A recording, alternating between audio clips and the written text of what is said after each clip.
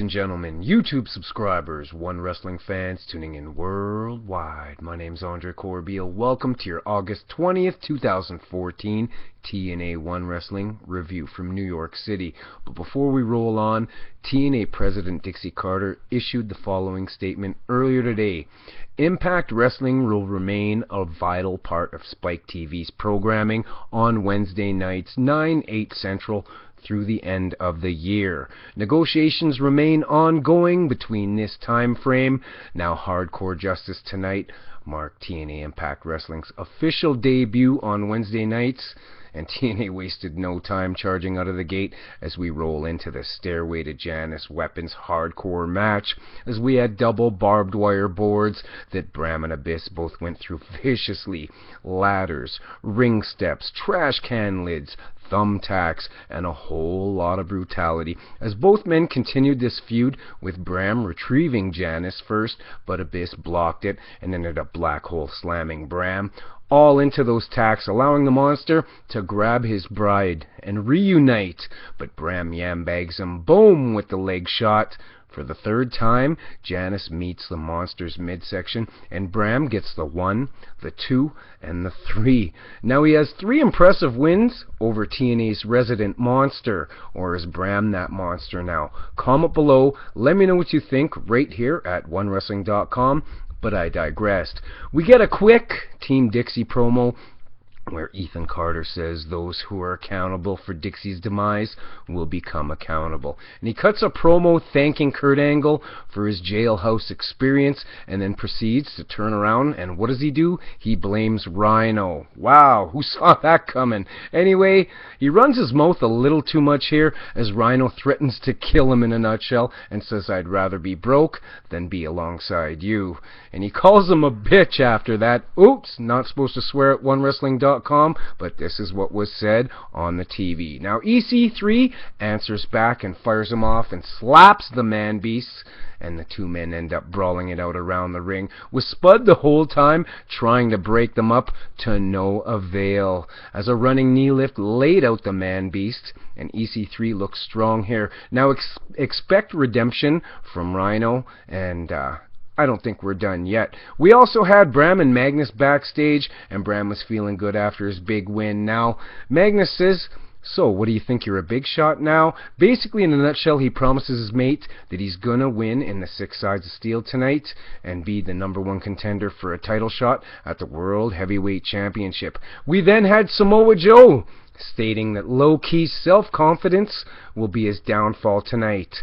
We then get Ken Anderson and an anti-smoking commercial, which was pretty cool. We follow that up and we get Matt and Jeff Hardy in a promo, as Matt says they're here in TNA to prove that they're the best tag team. Now Jeff says that they have a vision, and it's going to take a few people to talk to and make this all happen and come to fruition. As Matt says, there's a team resurgence, tag team resurgence that is, happening within the company of Total Nonstop Action Wrestling, and the Hardys will be at the forefront of that tag team division. We then pan out and we roll into Samoa Joe versus Loki. Yes, and they preluded it up with a sick build-up reel, as these two X Division competitors battled for the X Division Championship, and they did not disappoint anyone tonight with that strong style. And a match that slowly picked up pace after a sick armbar submission from Loki using the ropes, followed by a stiff running lariat by Samoa Joe, as both men went back and forth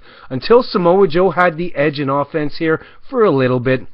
Then Loki was in the driver's seat after that, with a plethora of stiff kicks, as the New York crowd chanted, "This is awesome, this is frickin' awesome." Then Joe, as his offensive game in the X Division table tennis went on here, and no joke, they went back and forth, leading to a muscle buster out of the corner from Samoa Joe, allowing the champ to retain his title by the skin of his teeth.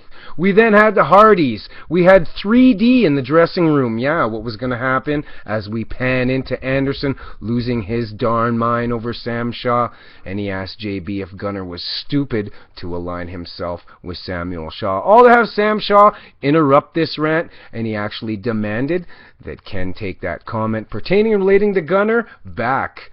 Ken Anderson didn't. So what happened? A brawl broke out and spilled into the arena, with Samuel Shaw getting the early upper hand in this. And this was an I Quit match, everybody. A very good one for that matter. Where Samuel, I thought personally, wrestled his best match in TNA, Total Nonstop Action to date. Comment below, let me know what you guys thought in that regard. And for the fans who were wondering who the heel was of these three, this triangle, we clearly saw a heelish Anderson tonight, as the asshole gained steam near the end after Shaw's shoulder ended up smashing in the ring post, and Anderson locks in a stiff armbar. And Shaw, he refuses to quit. But what happened here? I thought this was a little strange, but I digress. Gunner comes in and stops the match and quits for Shaw. Now expect more from this triangle feud to develop here, as much remains to be unexplained in this storyline, everybody. Who do you think the heel is? Comment below, One Wrestling fans, and let Andre Corbeil, let Bill Apter, let Big Ray, let us know, everybody. Now, we then had Gail Kim Backstage cutting a promo from earlier on in the week, where Angelina Love viciously attacks her, and we end that and we pan into Kurt Angle, stating that he feels that Angelina doesn't deserve this title shot, but adds that Gail demanded this last knockout standing match, and says, be careful what you wish for, Angelina, you just might get it. We then pan in and we have Bobby Roode talking about sitting at home for 6 weeks and not being able to compete for that TNA World Heavyweight Championship that he cherishes so much. Now he vows to win in the 6 Sides of Steel tonight to become the #1 contender, and then we pan out. We pan in, we have a Hardy in-ring segment where they call Team 3D to the ring, and this plan comes to fruition, everybody, as the plan involves the Wolves, who were called out last but not least, right? Anyway, they tell the Icons that anytime you guys want a shot, you're on. We then pan out and we pan into Mike Tenay, yes, interviewing Madam Dixie Carter, the president of TNA Wrestling, in bed, as she walked us through the table incident that she endured, and she updated the fans of her medical condition. She goes on furthermore to tell Tenay that she will be doing her work from behind the scenes in TNA now. So all you fans that wanted her off the air, you got your wish. Now she added something strange here, saying that a Carter never forgets, and Mike Tenay thought it was strange as well, because when Mike Tenay asked what that meant inadvertently, she got cold right away and cut the interview off. Furthermore, kicking Mike Tenay and the crew out of her house and calling the Surge. So what's going to happen? Carter never forgets, right? Is this going to involve Ethan Carter? Lots of angles, lots of nuances that can turn about in this storyline here. We then rolled into the last knockout standing match, and I swear Taz checks out my reports as we get a worldwide mention from the big man, but I digress. Now, Angelina got the upper hand earlier on in this match with the added interference of one Velvet Sky. Now, Gail looked like she had a mountain to climb here throughout this whole match, but Gail kept battling on back and forth. But what happened? Velvet yet again gets involved and lays Gail really hard out on the steel steps outside of the ring. But Gail yet again comes back with a Canadian figure 4 ring post leg lock, but Velvet Sky yet again puts a stop to that. And yet again Gail fights back and grabs a chair. Now this was out on the rampway, and this was sick, everybody. Go back, I implore you, I encourage you to check this out, as we get a Botox injection chair right in the face of the lovely Gail Kim, and it had severe stiff contact, everybody, as the New York fans chanted, F the Divas, yet again, as Gail took one of the biggest beatings since Slammiversary last year within her epic match versus Taryn Terrell, as we finally get a superplex from Gail, putting Angelina through a chair, not through a chair, but on a chair, smashing her into it, and getting the 1-2-3 retaining her title. I thought to this point, match of the night, but I digress. Now, before I roll on, I'd like to send a special shout out to my friend Daniel Tilson, who battles every day like a true warrior. Now he supports Ray, he supports myself, he supports the Can-Am Wrestling Show, and last but not least, he supports OneWrestling.com and One Wrestling Video. And the champ, I got nothing but love for you, Daniel. So shout out to you from Andre Corbeil, and Yeah, we're all in this for one thing wrestling, and you truly are a champion in your own right, my friend. Now let's roll on. We then had Kurt Angle. Yes, add that the Wolves, 3D, and the Hardys will end up being a tag team series, with the first team to win 3 matches becoming the World Tag Team Champions. Now he added after each win, each team will have the freedom of picking any type of stipulation moving forward that they want progressing into the next match. Awesome, awesome, awesome. Make sure to click that like button, everybody, if you think this video is awesome too. We then pan into MVP in a nutshell, promising the fans that no matter whoever wins this 6-sided steel match, becoming the #1 contender at the end of the day, will all end up being more food for the Destroyer Bobby Lashley to eat up in the end. As EY, as Austin Aries, as Bobby Roode, as the Cowboy James Storm, as Gunner and Magnus, yes, they all battled, and who will become the #1 contender?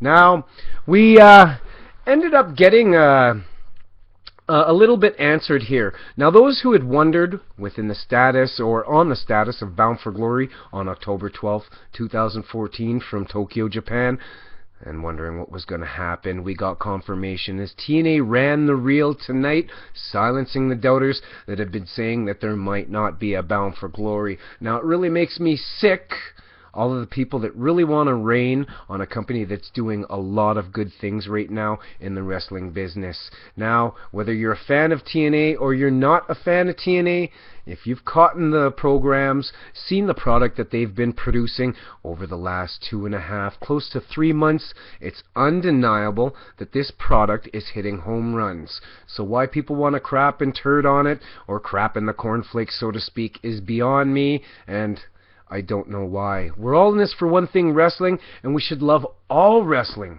All wrestling companies, no matter what country, no matter what nation, no matter what continent, worldwide, right? So I just wish people would be a little bit more positive pertaining relating to other companies and not just being all about one company. So I digress on that. TNA silenced the doubters with the Bound for Glory reel tonight, and let's roll on. Back to the 6 sides of steel, where everybody absolutely went after everybody here, and everyone even had opportunities of escaping to become the #1 contender as well. Now, we had various submissions, we had various finishers, and we even got a double 3-man powerbomb by all 6 men here. Sick, sick, sick. Comment below, let me know if you thought this was sick too. Now, all these men delivered spot after spot to a wild and appreciative New York audience, and stealing the match of the night honors from the earlier match of the women. Now, this ended as Bobby Roode and EY were standing atop the top rope, holding onto the cage, and they turned back and looked at each other from opposing sides of the ring as both men ended up racing, jumping over to a photo finish result as both Canadians hit the floor at the same time, creating what? Creating what? Controversy. And as Eric Bischoff said a long time ago, controversy creates cash. Go check out the book and give it a read if you've never checked it out. It's a great read. Now, this left us with a sweet cliffhanger, everybody, and Impact pans out from New York City, and like I said again, they hit a home run tonight. I have no complaints. Now, there was a short stretch. No, I got no complaints. Do you have any complaints? Comment below in this OneWrestling.com One Wrestling video, One Wrestling on Twitter, interactive social media networks comment section, and let me know what you thought of August 20th, 2014 TNA Impact Wrestling Hardcore Justice free preview from New York City. Make sure to follow One Wrestling video, OneWrestling.com, One Wrestling on Twitter, at Andre_Corbeil on Twitter, at Can-Am Wrestling on Twitter, at Big Ray Show on Twitter, at You Got the Show on Twitter, and last but not least, the legend, the icon, One Wrestling Zone, Bill Apter at Apter One Wrestling. My name's Andre Corbeil. I'm proud to be your OneWrestling.com One Wrestling video TNA Impact Wrestling reviewer each and every week right here at One Wrestling. So thank you for tuning in. Interact with me. I'll interact with you, because that's what I do. Tried, tested, and true. And we're all in this for one thing. What's that, everybody? Wrestling. Peace, and thanks for supporting the channel, y'all.